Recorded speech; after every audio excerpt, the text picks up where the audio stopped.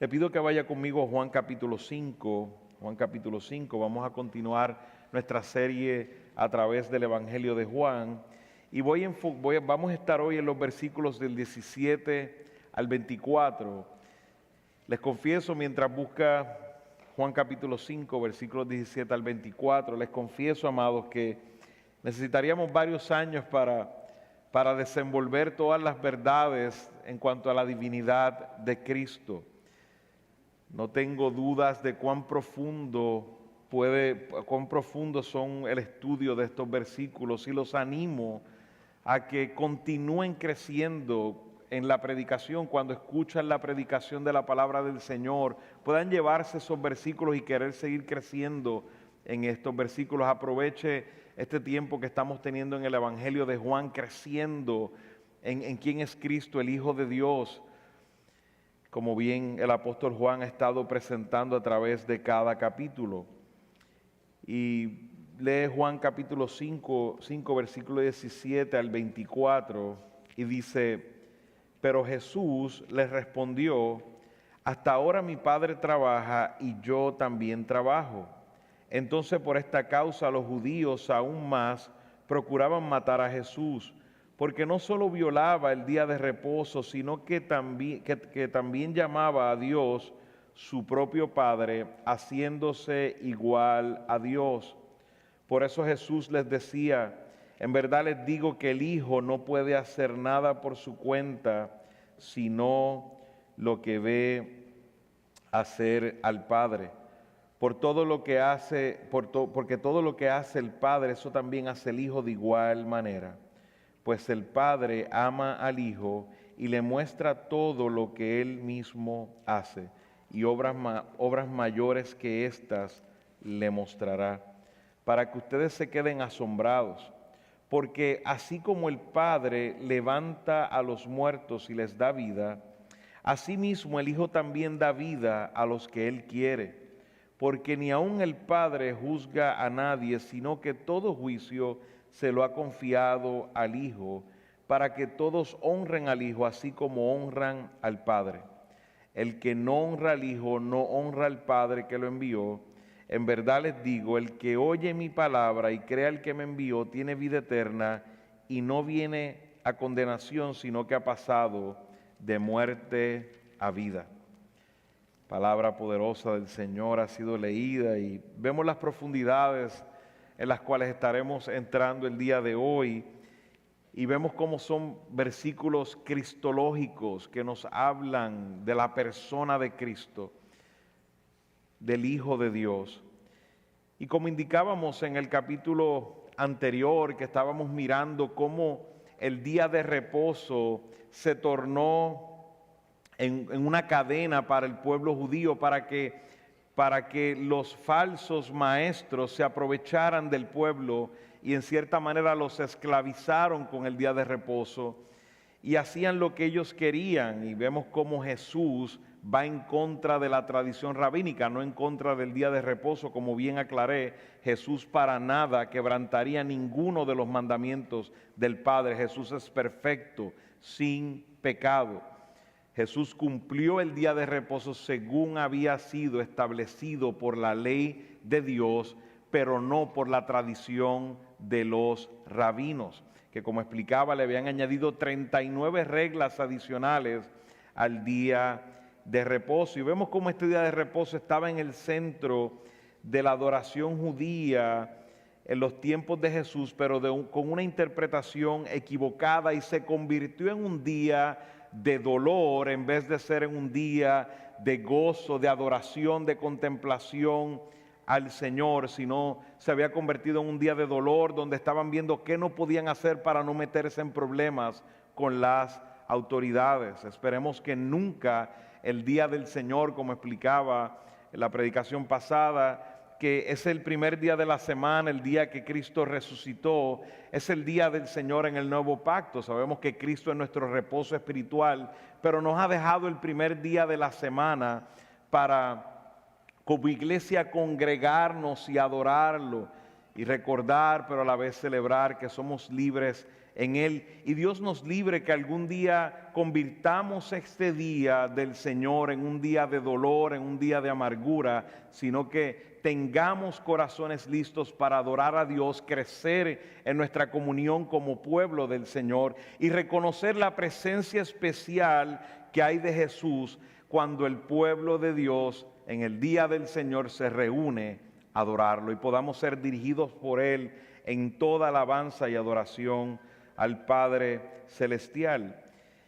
Y hoy veremos cómo luego de esta acusación a Jesús, vemos que en el versículo 16, que fue el versículo que terminé predicando la semana pasada, vemos cómo cuando Jesús sana a este paralítico, ellos estaban tan ciegos, nos dimos cuenta la semana pasada de cómo la falsa religión afecta a las personas, y vimos que estaban ciegas ante el hecho de que Jesús hizo un milagro. Un paralítico de 38 años fue sanado, y la preocupación de estos judíos, y no voy a decir todos los judíos porque habían unos que sí creían, pero de estos judíos sacerdotes líderes, el enfoque, viendo un hombre que llevaba 38 años ahí postrado, que ahora es sanado, estaban molestos porque estaba cargando su camilla, que era una regla que violaba la tradición rabínica. Vemos cuánta ceguera había en estos hombres, y esto nos mostraba el poder que tiene la falsa religión. Y hoy vamos a ver la respuesta de Jesús, porque como vimos la semana pasada, el paralítico, vimos que no tenía fe en Cristo, simplemente no era un hombre convertido, era un incrédulo. Y el paralítico fue y delató quién fue el que le dijo que caminara con su camilla.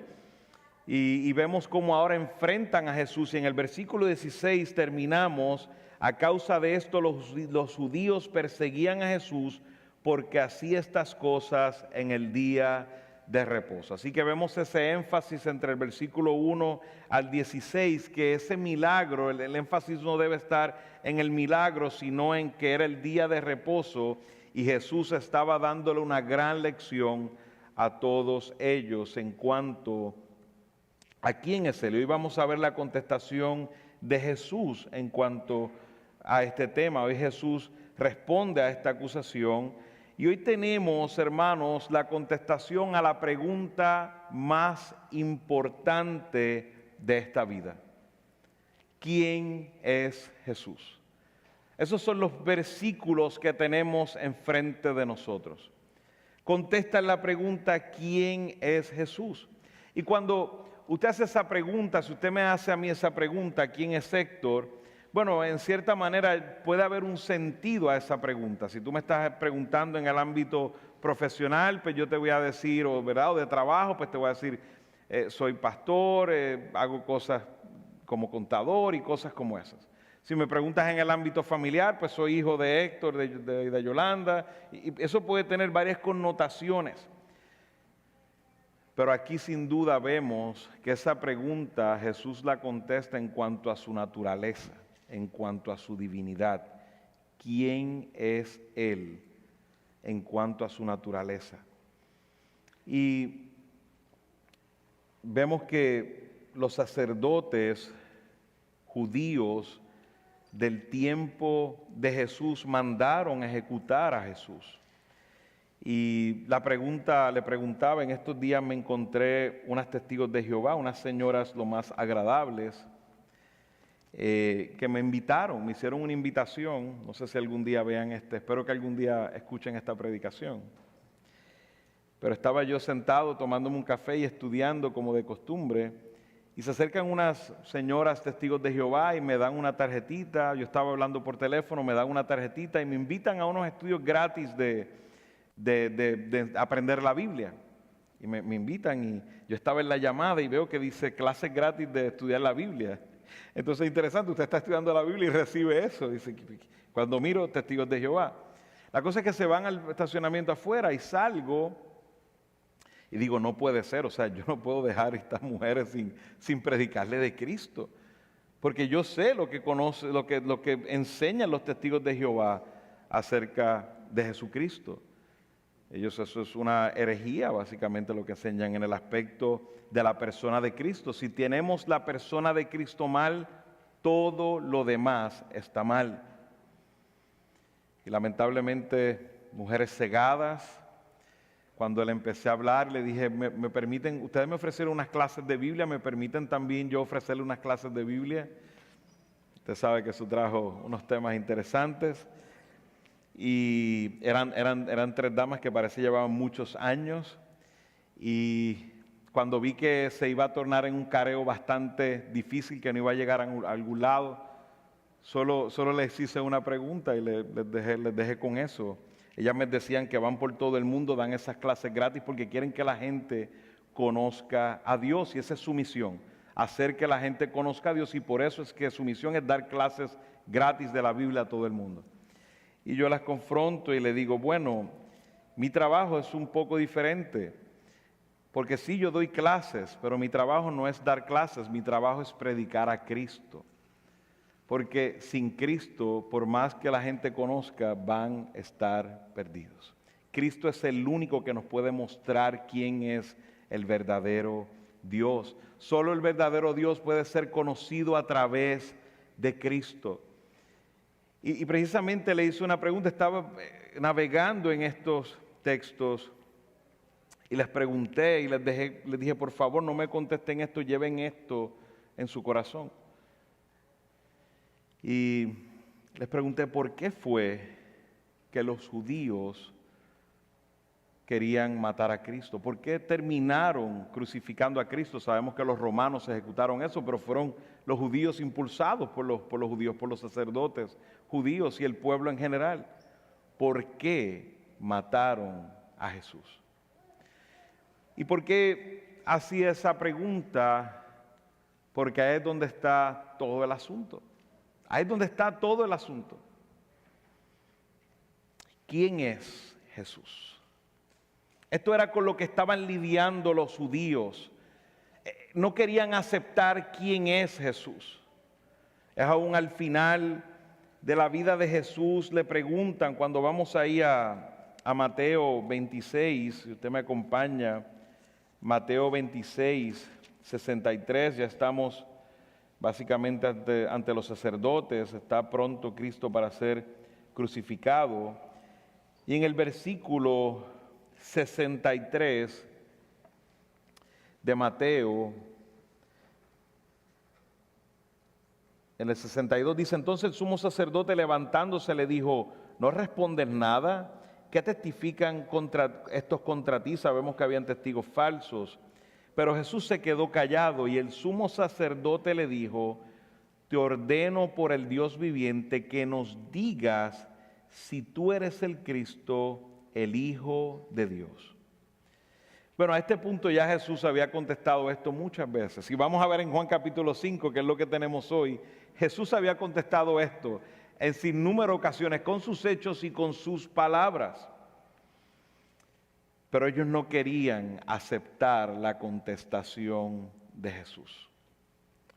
Y Jesús le contesta y le dice, tú mismo lo has dicho.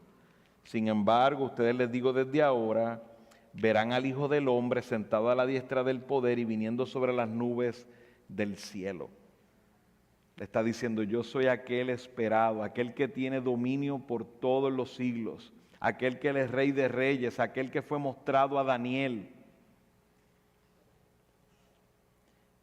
Vemos claramente que ahora el sacerdote le dice, entonces el sumo sacerdote rasgó sus vestiduras, y esto lo hacían cuando había una blasfemia. Dice, ha blasfemado. ¿Qué necesidad tenemos de testigos? Vaya conmigo de vuelta a Juan, y vamos a Juan capítulo 10, versículo 31.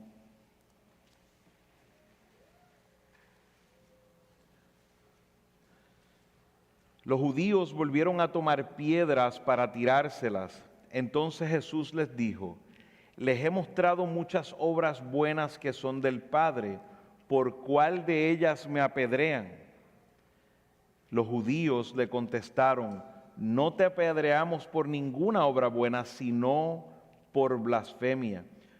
y porque tú, siendo hombre, te haces Dios. Y porque tú, siendo hombre, te haces Dios. ¿Ahora entiende por qué yo le hago la pregunta, le digo a estas mujeres que contesten esta pregunta? Los cargos contra Jesús estaban claros.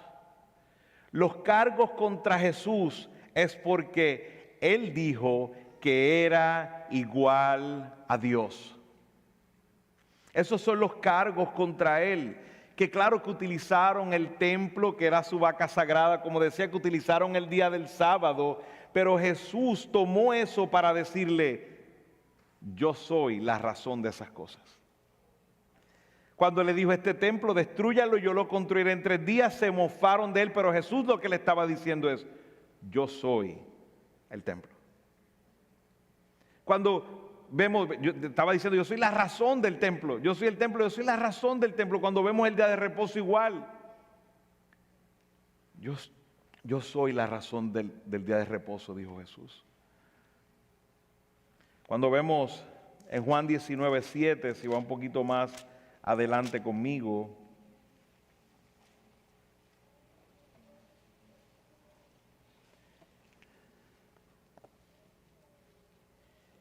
nos dice en el versículo 7, los judíos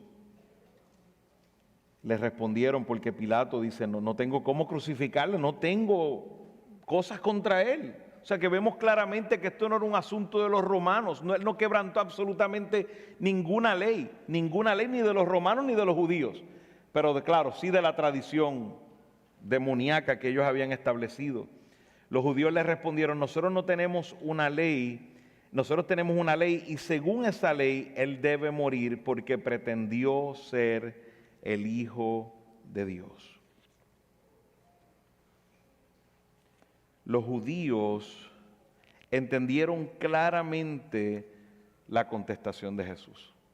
El problema de los judíos, lo que diría el americano, el establishment, el Sanedrín, de todos estos sacerdotes, de los fariseos de su época, no fue que no entendieron a Jesús. Ellos entendieron claramente a Jesús y por eso lo crucificaron.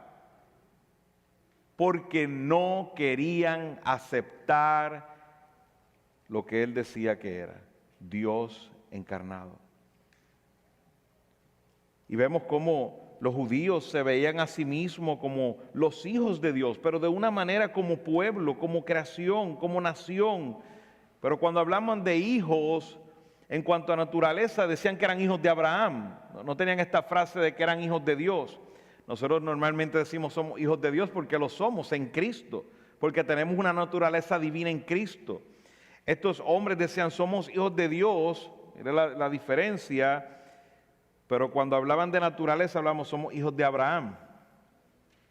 Pero Jesús estaba afirmando en medio de ellos ser hijo de Dios en naturaleza, con la misma naturaleza de su Padre. Jesús llamó a Dios su propio Padre. Por implicación, los judíos entendieron que estaba afirmando que completamente era igual a Dios en su naturaleza.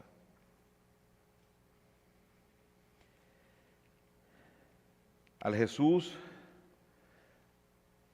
señalar el templo, mostrar la falsedad en el templo, mostrar la falsedad en el día de reposo, que eran las cadenas que tenían sobre el pueblo, la falsa religión que tenían sobre el pueblo.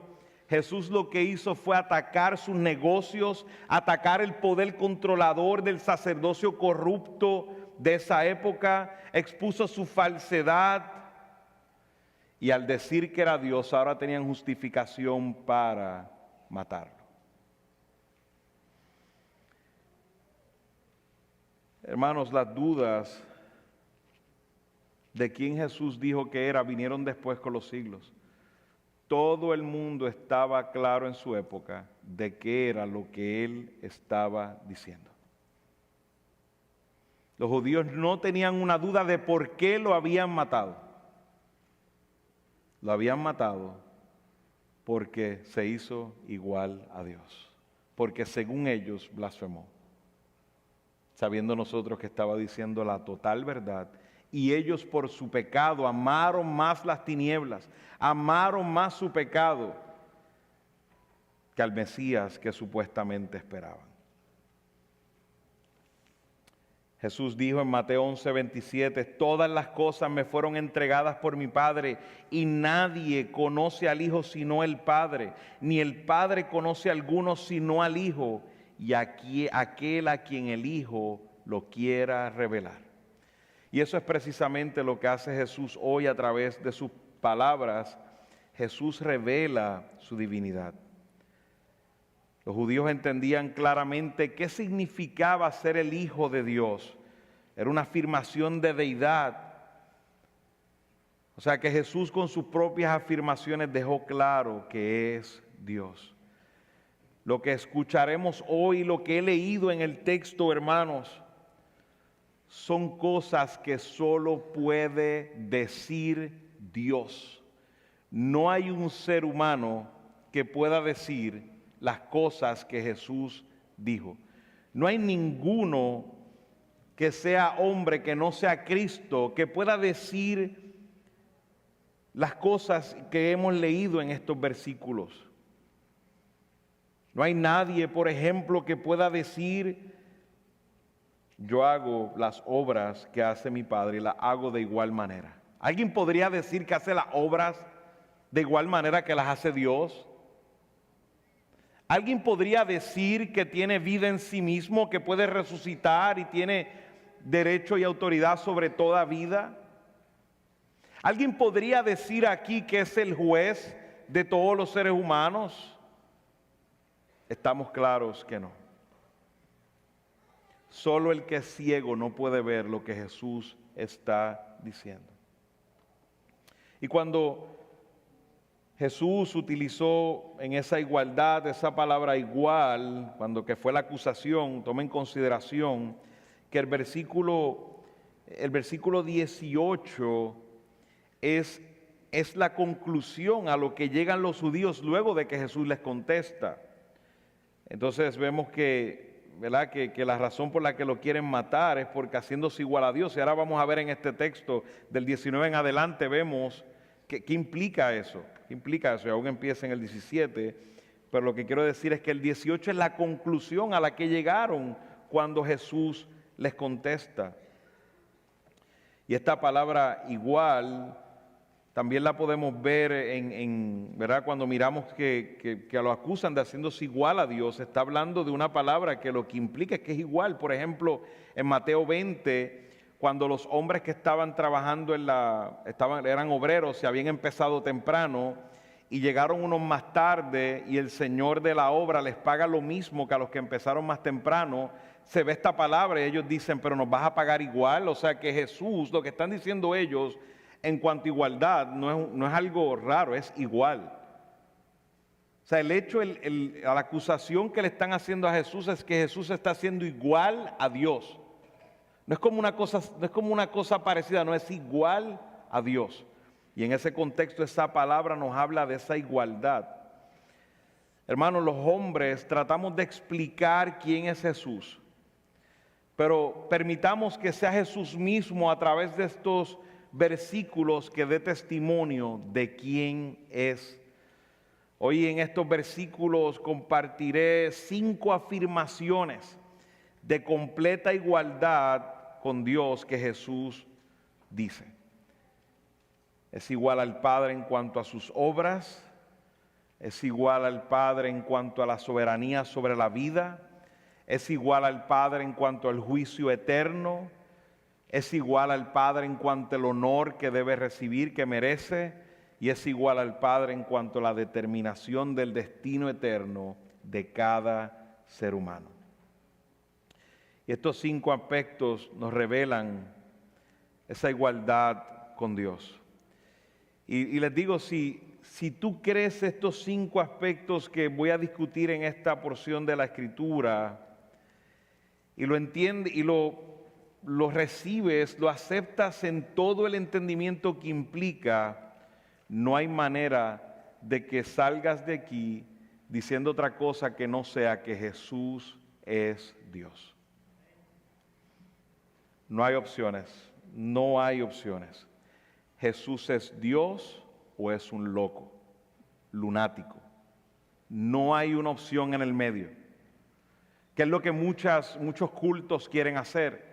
Usted no se va a encontrar un solo culto, como he mencionado en sinnúmero de ocasiones, falsas religiones. Aquí no estamos hablando de hermanos en Cristo, estamos hablando de falsas religiones. Usted no va a encontrar un solo culto que apele al cristianismo, como son los testigos de Jehová, los mormones, adventistas, otros. Usted no va a encontrar raíces hebreas, usted no va a encontrar ninguno de ellos que hablen mal de Jesús. No. Hablan bonito de Jesús, hablan mucho de Jesús, porque es imposible tú enseñar una Biblia sin Jesús. De hecho, vemos los mormones que en el nombre de su iglesia está ahí el nombre de Jesús. Ellos van a hablar bonito de Jesús, lo que ellos definen como bonito, pero van a rechazar su deidad. Van a rechazar su deidad, por eso son falsos. Por eso esa pregunta que les decía al principio, ¿quién es ese Jesús? Es la pregunta de la vida. Es la pregunta de la vida. ¿Quién es Jesús?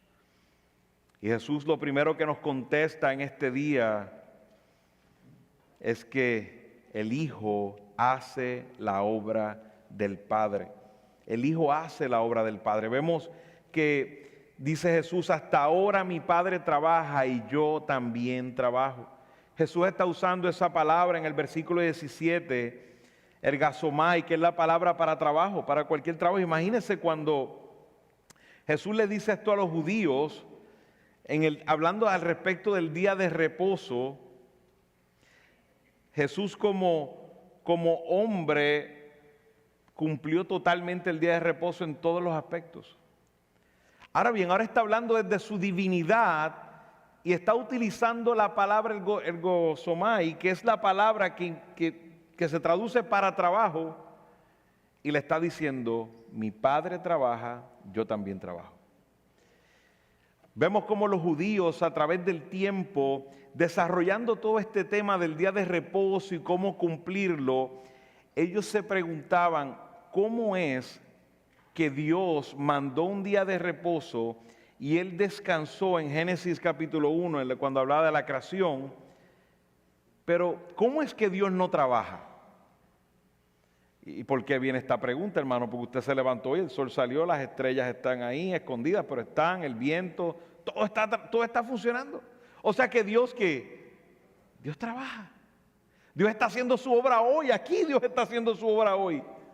Ellos tenían este misterio y decían, pero ¿cómo podemos decir? Entonces empezaron a establecer, ¿verdad? A hacer algunas explicaciones sobre esto y demás.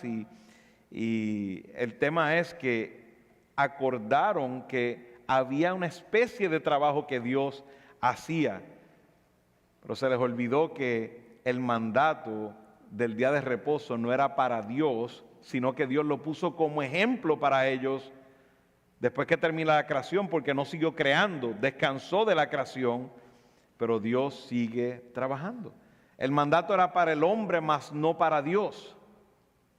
Y Jesús le está arreglando su teología y le está diciendo, Dios trabaja, el Padre trabaja, yo trabajo. Igualdad. Imagínense, después de estas discusiones entre ellos que podían tener, y ahora hay un hombre diciendo que si el Padre trabaja, yo también trabajo, pues claro que había una acusación porque Él se hizo igual a Dios. Lo vemos en solo podríamos tener esa frase que Él dijo y ya automáticamente está diciendo que es Dios. Como he dicho, para los rabinos esto era un misterio. Cómo Dios descansaba el día de reposo.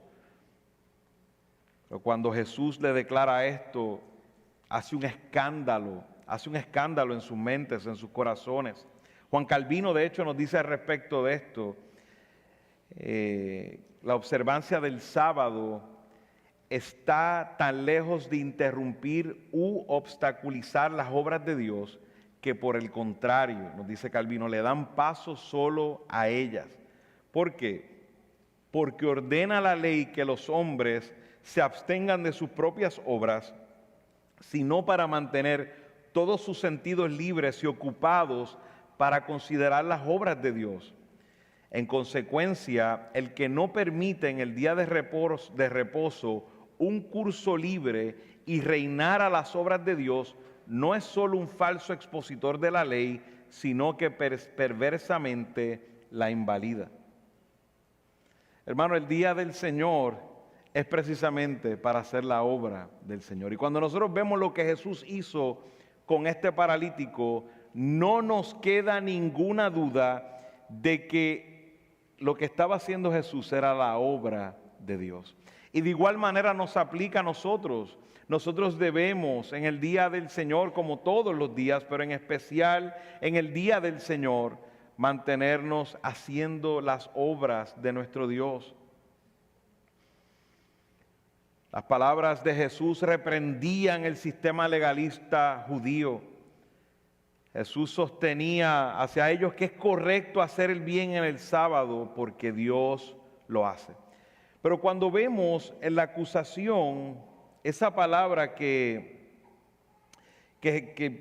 corresponde en cuanto al día de reposo y que nos dice en el 18, porque no solo violaba el día de reposo, tomemos en consideración que es la observación de ellos, es la conclusión de ellos, que Jesús violaba el día de reposo, pero aclaremos que él violaba la tradición rabínica, no violaba el día de reposo.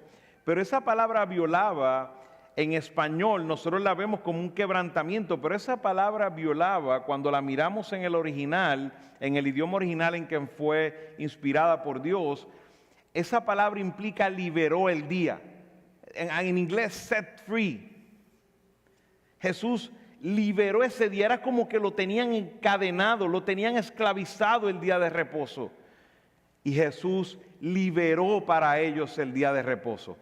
Claro, al liberar para ellos el día de reposo era un enemigo, porque sus negocios estaban alrededor de todo eso, porque lo que había era, lamentablemente, una religión buscando poder, control y avaricia.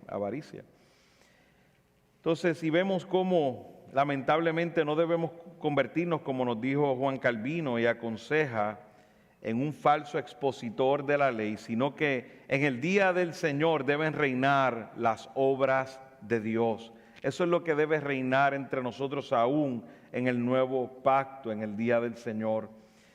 Un hombre afirmando ser Dios, mis hermanos, es un acto de blasfemia escandaloso para los judíos. Pensemos por un momento si ellos hubieran malinterpretado a Jesús. Pensemos que Jesús, por un momento, pensemos que era como cualquier otro profeta. Pensemos que era como Juan el Bautista. Si estos judíos trajeron una acusación contra Juan el Bautista y le hubiesen dicho a Juan el Bautista, tú te estás haciendo igual a Dios, ¿qué usted cree que hubiese sido la respuesta de Juan el Bautista? Dios me libre de una acusación como esa. Hubiese aclarado absolutamente todo de inmediato. No me digan Dios, no, pero hasta aquí llegamos. ¿Cómo usted me va a acusar de eso? Eso es blasfemia. O sea que el nosotros decir que existe una posibilidad en el medio, como Jesús es Dios, algunos lo ven así, otros lo ven como un hombre bueno y otros lo ven como un lunático. Hermano, la posibilidad del medio no existe. No es posible que un hombre bueno, que un hombre de Dios se haga pasar por Dios sin serlo. Esa posibilidad no existe, y todos estos cultos que mencionaba al principio, lo que creen es eso. No, Jesús hizo cosas buenas, es un ejemplo para nosotros, debemos hacer lo que Él hizo, pero Él no es Dios. Bueno, entonces la única clasificación que te queda es decir la realidad, decir, tú crees que Jesús es un loco, es un lunático. Porque si yo me parara aquí hoy, hiciera afirmaciones como la que Jesús hizo, aquí los diáconos vendrían y me llevarían. ¿Y qué les pasó a él? Me llevaron a un manicomio. Me llevaron a un manicomio. Jesús es Dios.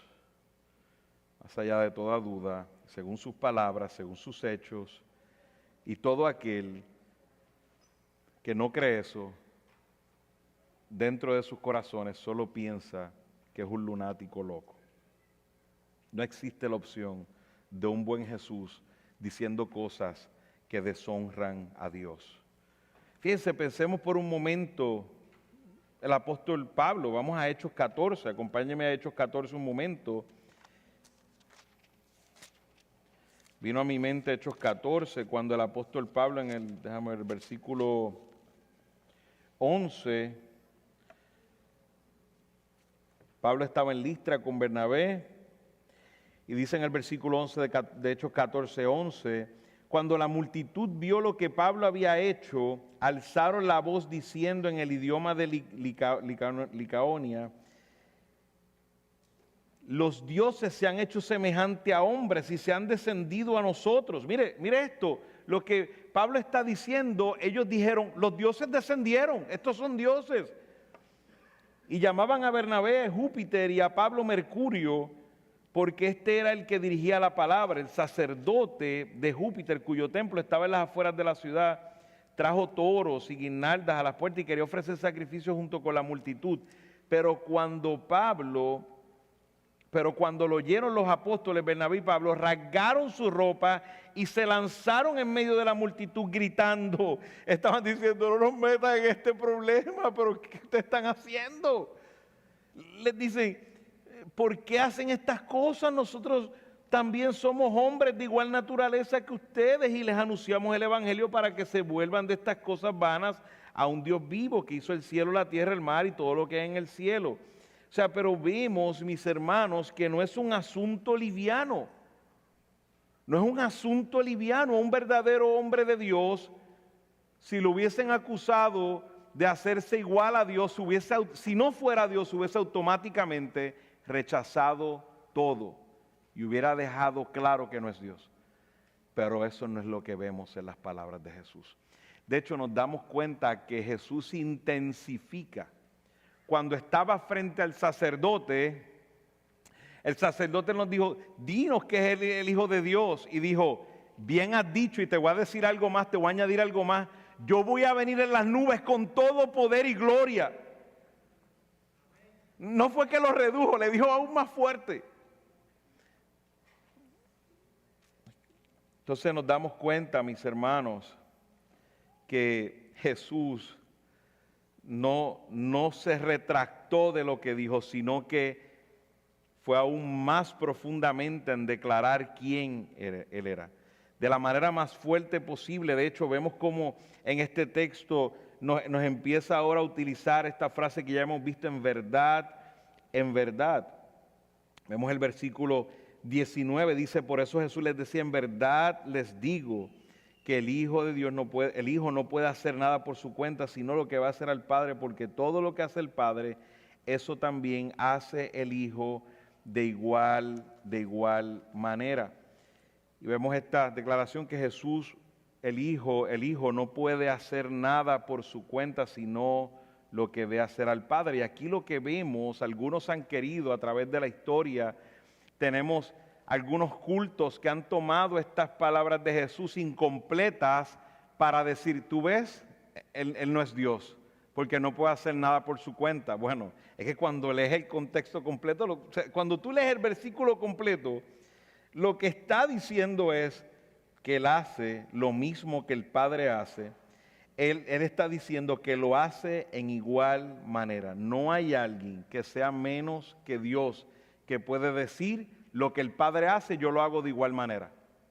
Absolutamente ninguno de nosotros podría decir algo así. Lo que significa esto es que Jesús, el Hijo, siempre actuaba en armonía perfecta y subordinación a la voluntad del Padre. Porque como Hijo, como persona de la Trinidad, tenía unas funciones en particular y entre ellas es someterse al Padre.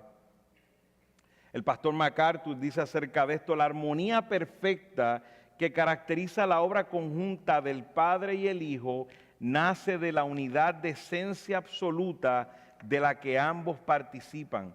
como son uno en su ser, un Dios eterno, ver actuar a Cristo es ver actuar a Dios. Fin de la cita. Así que las obras del Padre y del Hijo, las obras del Hijo eran paralelas a las del Padre. Trabajaban en armonía según la economía de las personas de la Trinidad. Y por eso lo aclara y dice, porque todo lo que el Padre hace, también lo hace el Hijo de igual manera. Lo que nos está mostrando es la perfecta armonía y la igualdad que tienen ellos en su ser, que tienen las personas de la Trinidad en su ser.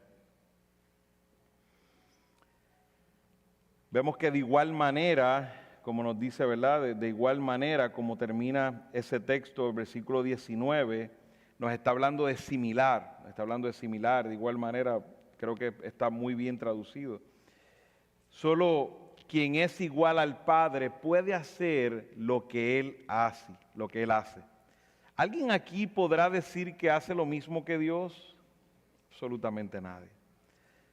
La declaración de Cristo es una afirmación de su propia divinidad. Vemos aún en ese versículo 20, podríamos estar en este versículo 20, en esa primera porción, estaremos de hecho en la eternidad mirando eso. El Padre ama al Hijo y le muestra todo lo que Él mismo hace. Vemos que a veces podemos ser llamados a pensar que el amor de Dios es de manera directa a nosotros, que nosotros somos el objeto del amor de Dios.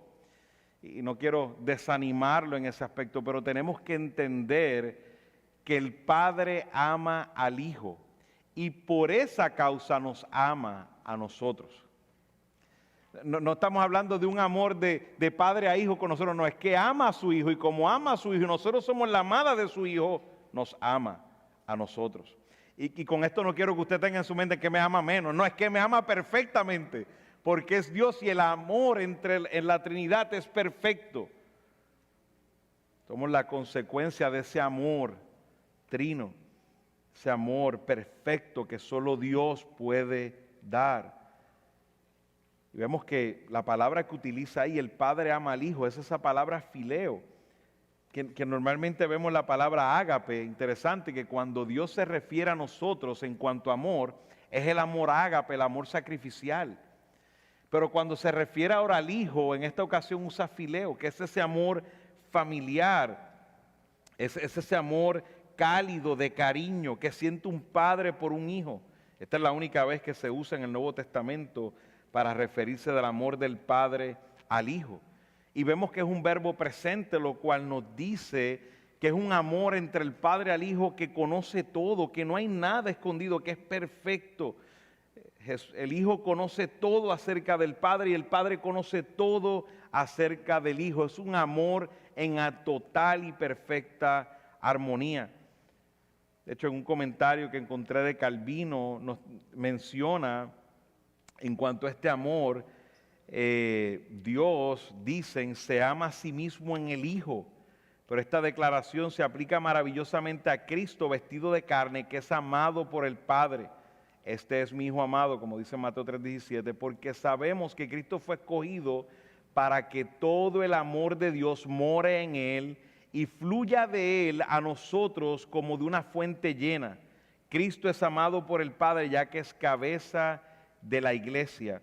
Demuestra que este amor es la causa por la que el Padre hace todas las cosas, hace todas las cosas con su mano. Para cuando dice que el Padre ama al Hijo, es como si Jesús hubiera dicho, como el Padre me ha dado a mí su corazón, por lo que cuanto derramó su poder sobre mí, que la gloria divina que brille en mis obras, y lo que es más, que los hombres no busquen nada divino si no lo encuentran en mí. Hermanos, si nosotros estamos buscando algo de Dios, está en las manos de Cristo. Y ciertamente sin Cristo sería vano buscar algo de Dios.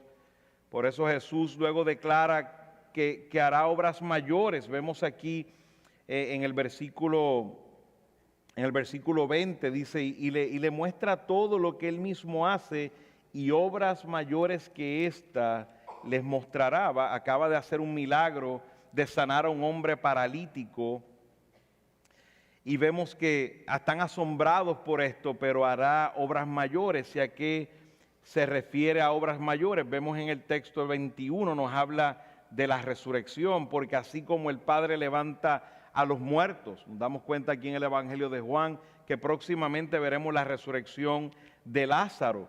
O sea que habrá cosas mayores que mostrarán que la obra del Padre es la obra del Hijo. Es la obra del Hijo. Este era solo el comienzo de las obras. Todos estaremos claros que hay un solo Todopoderoso.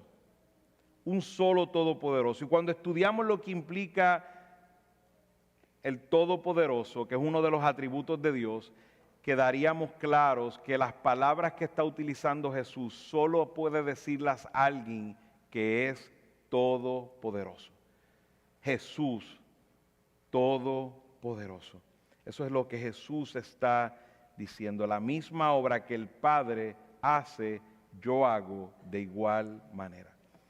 Lo que nos lleva al versículo 21, el Hijo da vida como el Padre. Vemos el versículo 21 y nos habla, porque así como el Padre levanta a los muertos y le da vida, así mismo el Hijo también da vida a los que Él quiere. Los judíos sabían que el único que puede dar vida es Dios, porque en Dios se encuentra la vida.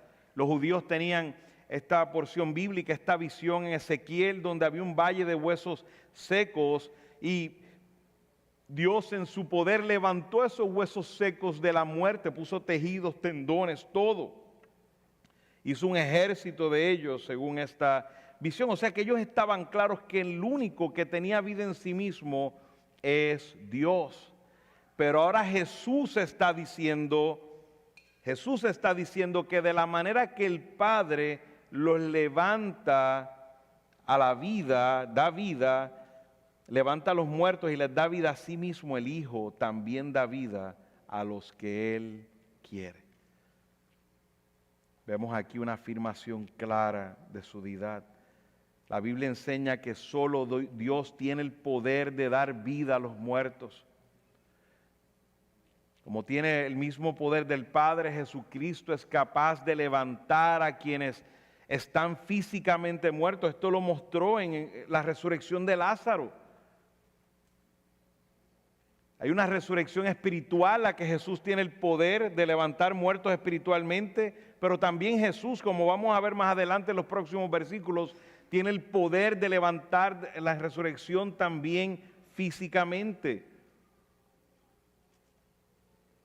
Vemos que Jesús tiene el poder de la resurrección. Él es la resurrección, como dijo en Juan capítulo 11, yo soy la resurrección y la vida, el que cree en mí, aunque muera, vivirá. Y todo el que vive y cree en mí no morirá jamás. Hermanos, vemos que Cristo sin duda es la vida. A diferencia de los profetas y los apóstoles, quienes participaron de milagros donde resucitaron personas, estos como Elías, Eliseo, aún los apóstoles, Jesús no solo actuaba como Jesús no lo hacía como ellos eran representantes de Dios, pero Jesús resucitaba porque hay vida, el Hijo tiene vida en sí mismo, tiene vida en Él. Es el Hijo quien da resurrección y vida espiritual a los que Él quiere. Tal como Dios es la fuente de toda vida, también Jesucristo es la fuente de vida. Y vemos que escoge a aquellos a quien Él quiere para dar vida. Todos los que el Padre eligió entregar al Hijo antes de la fundación del mundo, llegarán a Él y como dice en Juan 6:37, no los rechazará. Así, aquí Jesús se declara como el autor de la vida. Por eso en Juan 14:6 dijo, yo soy el camino, la verdad y la vida. Nadie viene al Padre sino a través de mí. Él tiene toda autoridad sobre la vida. Cristo nos da vida. Él no se encontró muerto. Por eso es necesario comenzar con una resurrección espiritual, porque estábamos espiritualmente muertos. Pero no tan solo nos rescató de la muerte espiritual, sino que cuando Él regrese también nos levantará nuestros cuerpos en una resurrección física, la cual esperamos. Así que, hermanos, solo en Dios está la vida, y Jesús acaba de decir, el Hijo da vida como el Padre. Pero no lo deja ahí, sigue intensificando, hablando de su deidad y su divinidad. El Hijo es el juez eterno. Vemos ese versículo 22 y nos dice, porque ni aun el Padre juzga a nadie, sino que todo juicio se lo ha confiado al Hijo. El Hijo es el juez eterno en el día final. La deidad de Cristo se avala aún más porque nos presenta que es el juez de toda la tierra, como hablaba en Génesis 18, haciendo referencia a Dios mismo. Dice ahí el texto, pero el Padre a nadie juzga, sino que todo el juicio dio al Hijo. Y entendemos claramente, como hemos dicho anteriormente, que sus voluntades están en perfecta armonía. Le ha entregado todos los juicios a Cristo con la certidumbre de que estos serán los mismos juicios del Padre. Y debemos ser cuidadosos porque en Juan capítulo 3, 17 aprendimos que Jesús en su primera venida no vino a juzgar, porque ya han sido ¿qué? Condenados. El pecado ha condenado al hombre. Jesús en su primera venida no vino como juez, no vino a juzgar, vino aquí a salvar. Pero eso no elimina el hecho de que al final del tiempo Cristo es el juez. Cristo es el juez eterno. Dios ha establecido un día futuro en el cual juzgará al mundo con justicia. Dice de hecho en Hechos 17:31, nos dice, porque Él ha establecido un día en el cual juzgará al mundo en justicia por medio de un hombre a quien Él ha designado, habiendo presentado pruebas a todos los hombres cuando los resucitó de entre los muertos. Vemos ahí que establecerá justicia universal en todos los aspectos, y ese ha sido Cristo el que ha resucitado. También nos dice en 2 de Tesalonicenses, capítulo 1, versículos 7 al 8, el Señor Jesús desde el cielo con los ángeles de su poder en llama de fuego para dar retribución a los que no conocieron a Dios ni obedecen al evangelio de nuestro Señor Jesucristo. Aún vemos en Mateo 7 como aquellos que se acercan le dice, apártense de mí, hacedores de maldad, nunca os conocí. Vemos también ahí un juicio. El Padre gobierna el mundo en la persona del Hijo y ejerce dominio por su mano. Y tenemos que mirarlo de una manera clara y para nada pensar que el Padre no hace nada. No, el Padre ha delegado a su Hijo y el Hijo hace la función de juez. Por eso Jesús antes de partir dijo, toda autoridad me ha sido dada en el cielo y la tierra, como dice en Mateo 28, 18. Así que el Hijo también hemos visto que es el juez. Pero no queda ahí. El Hijo debe ser honrado como el Padre. Vemos el versículo 23. Para que todos honren al Hijo así como honran al Padre. El que no honra al Hijo no honra al Padre que lo envió. Mis hermanos, cuando hablamos de honra, ninguno de nosotros podríamos pedir honra como al Padre. Solo Dios puede pedir honra como al Padre. Vaya conmigo a Mateo 21.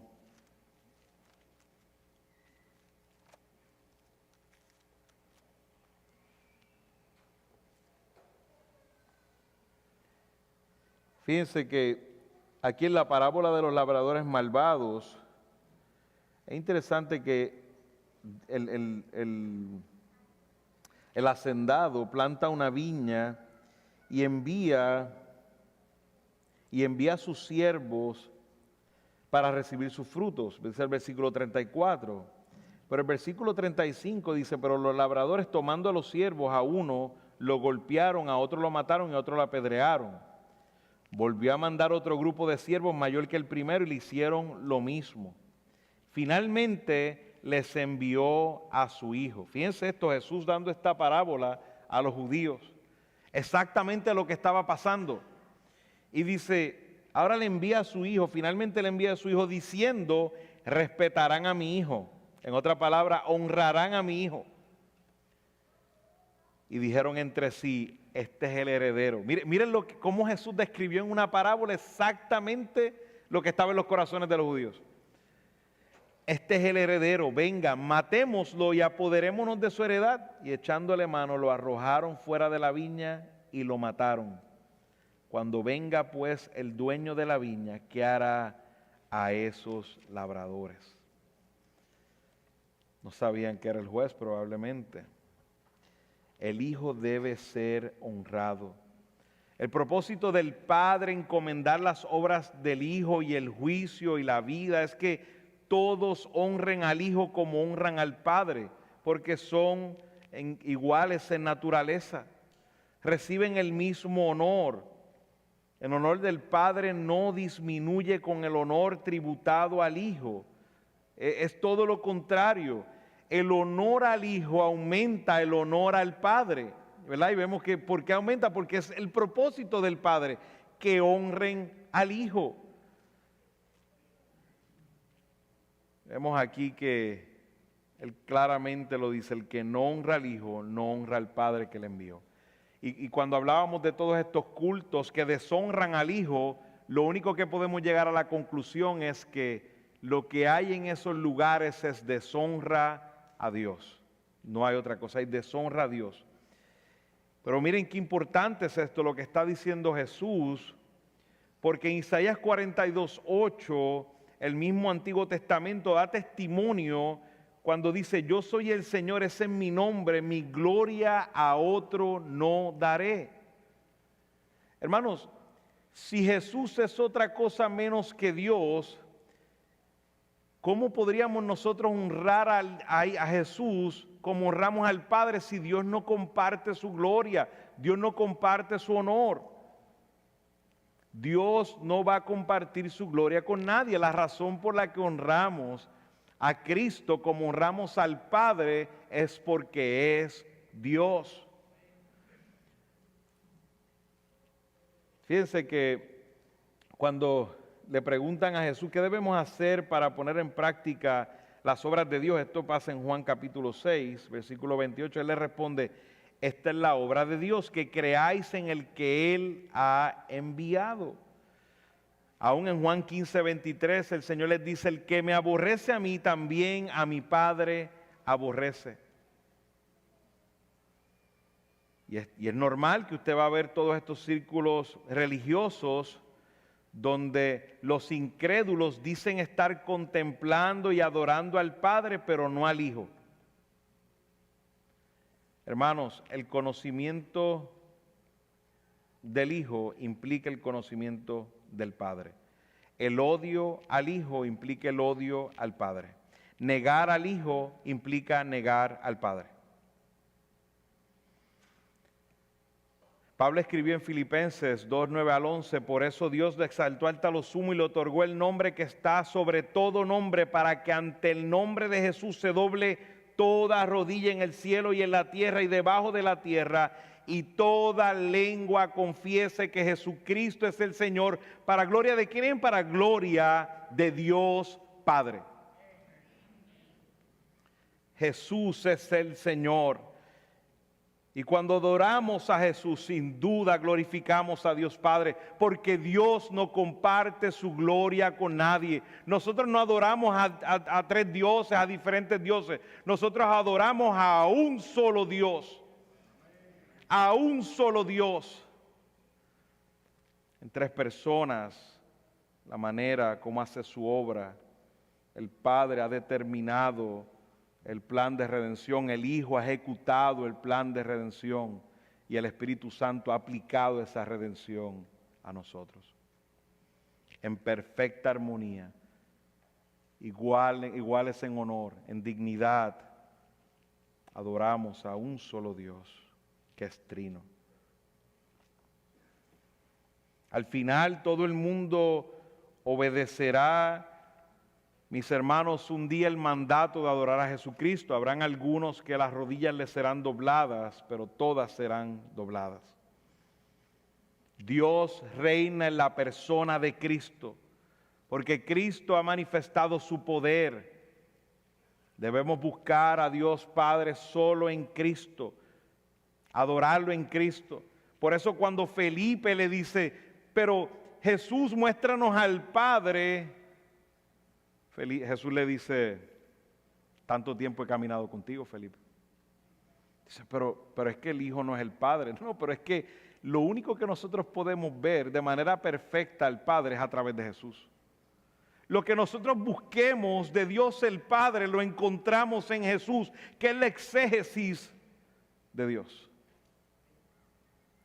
Él lo ha dado a conocer. Él lo ha dado a conocer.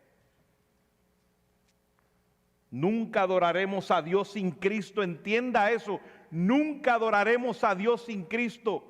La adoración sin Cristo es falsa adoración. Podrán verse esas señoras que yo vi, bien amables, bien risueñas, parecen piadosas. Pero les voy a decir, los demonios las usan. Así de fuertes. No estoy en contra de ellas como personas,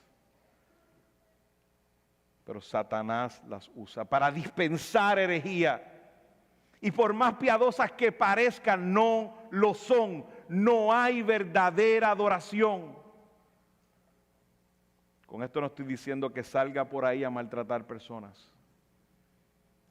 Amemos con el Evangelio, prediquemos el Evangelio. Tengamos misericordia porque esos perdidos éramos nosotros un día. Lo que necesitan es a Cristo. Están ciegas porque no tienen a Cristo. No existe una adoración sin Cristo. Nunca adoraremos al Padre correctamente si no es honrando al Hijo. Como dice David en el Salmo 2, versículo 12. Honren al Hijo para que no se enoje y perezcan en el camino, pues puede inflamarse de repente su ira. Cuán bienaventurados son todos los que en Él se refugian. Esos somos nosotros. David está hablando de nosotros. Nosotros somos esos bienaventurados que estamos refugiados en Cristo. Y nos dice claramente, honren al Hijo para que no se enoje y perezcan en el camino. Como dice Primera de Juan, porque el que no tiene al Hijo no tiene al Padre. El Padre lo ha sentado a su diestra con todo poder y gloria, y reina y reinará por los siglos. Y el último punto, hermanos, de mi sermón, el Hijo determina el destino eterno de cada ser humano. Versículo 24 nos dice, en verdad les digo, el que oye mi palabra y crea al que me envió tiene vida eterna, y no viene a condenación, sino que ha pasado de muerte a vida. Jesús, vemos cómo ahora llega a la conclusión, después de nosotros haber visto su divinidad, quién es, vemos que tiene el poder sobre toda vida humana. Jesús ha dicho claramente, como hemos visto, el que oye mi palabra y crea al que me envió, el Padre, y crea al que me envió, tiene vida eterna. Solo en Cristo hay vida eterna. Solo en Él. Y hemos visto que si recibimos su palabra, pisteu, creemos en aquel que lo envió, sin duda pasamos de muerte a vida y no tendremos condenación. Fíjese qué bonito ese versículo en Romanos 8:1. Ninguna condenación hay para los que están en Cristo Jesús. Pero entendamos que el que no está con Cristo está en contra de Él. Fuera de Cristo no hay salvación. Tiene hombres perdidos delante de Él y le está diciendo, crean en mi palabra, oye mi palabra, crea el que me envió. Porque si no, tendrás condenación. O sea que aquí nos habla claramente de que hay una condenación. El que crea que esté aquí, que no ha recibido a Cristo como Señor y Salvador, que crea que te mueres y no va a pasar nada, estás equivocado. Jesús está diciendo, hay una condenación. Aún en Juan capítulo 3 hemos visto, ya han sido condenados. El pecado que abunda en nosotros condena, lleva una sentencia eterna, una condenación eterna. Claro, y muchos de estos cultos han suavizado la situación y dicen, bueno, el infierno es la tierra. Algunos dicen el infierno es la tierra, otros no creen en el infierno, otros tendrán que borrar un montón de cosas de la Biblia o malinterpretar absolutamente un montón de versículos, porque está clara la condenación en la Escritura. Hay una condenación. Y solo aquellos que han oído la palabra de Cristo y han creído a aquel que lo envió, han puesto su fe en Cristo, se han arrepentido de sus pecados y han puesto su fe en Cristo, solo ellos han pasado de muerte a vida. Si estás escuchando este mensaje y tú dices, pero tú dices que yo estoy muerto y yo te escucho, espiritualmente estás muerto. Si Dios te está dando la bendición, la gracia, la misericordia de poderme escuchar, no dejes, y no conoces al Señor y no has entregado su vida a Él, no dejes un solo día de clamarle a Él que te salve, que abra tus oídos, tus ojos a Cristo, tu corazón a Cristo, porque sin duda habrá una condenación. Todos aquellos que niegan a Cristo en la tierra, Él los negará delante de su Padre. Esos se enfrentarán al Hijo como juez.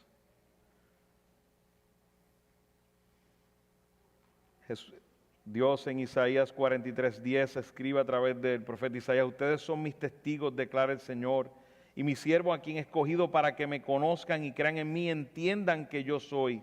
Antes de mí no fue formado otro Dios, ni después de mí lo habrá. Yo soy el Señor y fuera de mí no hay Salvador. Yo soy el que lo he anunciado, he salvado y lo he proclamado, y no hay entre ustedes Dios extraño. Ustedes pues son mis testigos, declara el Señor, y yo soy Dios. Fuera de Dios no hay Salvador, hermanos. Fuera de Dios no hay Salvador. Decir que Cristo es Salvador pero no es Dios es una contradicción de su palabra. Isaías está diciendo, fuera de Dios no hay Salvador. Cristo es el Salvador y hoy Dios continúa salvando. Hoy Dios está estrechando su mano de gracia a través de Cristo. No endurezcas tu corazón. Y hermanos, esta palabra debe llenar nuestros corazones de total confianza. Las afirmaciones de la deidad de Jesús nos deben llenar nuestros corazones de reverencia y esperanza. No tomemos liviano cuando decimos estoy en Cristo, Cristo es mi vida, Cristo es mi Salvador. Entendamos, Jesús es Dios encarnado. Es aquel que cuando Isaías vio la visión y vio cómo los ángeles tapaban sus rostros, sus pies, y decían, santo, santo, santo. Isaías dijo, es de mí que soy como muerto. Ese es aquel que nos ha salvado. Ese es nuestro Señor. Ese es aquel para el cual vivimos. Ese es aquel en el que nos movemos. Ese es aquel en el que caminamos cada día de nuestras vidas. Tengamos corazones reverentes. Vivamos para su gloria. Él es el Todopoderoso. Él es el autor de la vida. Él es el juez eterno. Él es el que merece toda honra.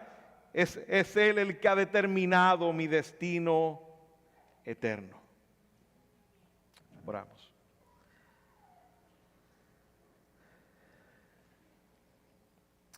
Señor glorioso, lleno de majestad, a ti, mi Señor, que estás sentado a la diestra del Padre, traemos esta oración, Señor, pidiéndote perdón por las veces que hemos aún en nuestro corazón dudado por nuestra debilidad, de tu divinidad, de quién eres, Señor. Perdónanos porque tú has sido claro en tu palabra, amado Señor. Tú no nos dejaste a las interpretaciones de hombre, tú has hablado claro de quién eres. Eres aquel siervo, el Salvador, Dios encarnado, aquel que nacería de una virgen, que su nombre sería Padre Eterno, Príncipe de Paz.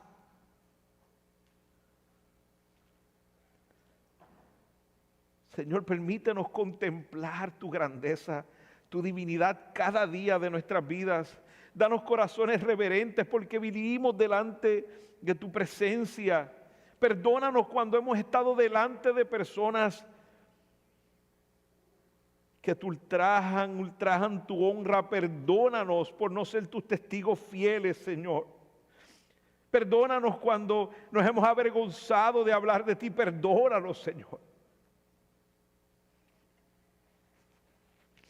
Llena nuestro corazón de confianza, de seguridad en ti, porque sin duda vendrás y estaremos contigo por siempre. Señor, sabemos que cuando nos encontremos contigo será el momento glorioso de toda la eternidad, Señor. Probablemente tendremos en nuestras mentes por qué no viví más para Él. Permítenos vivir cada día en esa verdad, en esa realidad, Señor. Queremos vivir para tu gloria, porque tú eres digno. Tú mereces todo honor, Señor. Permítenos vivir de rodillas ante tu divinidad, Señor. Gracias, Padre. En el nombre de Cristo oramos. Amén.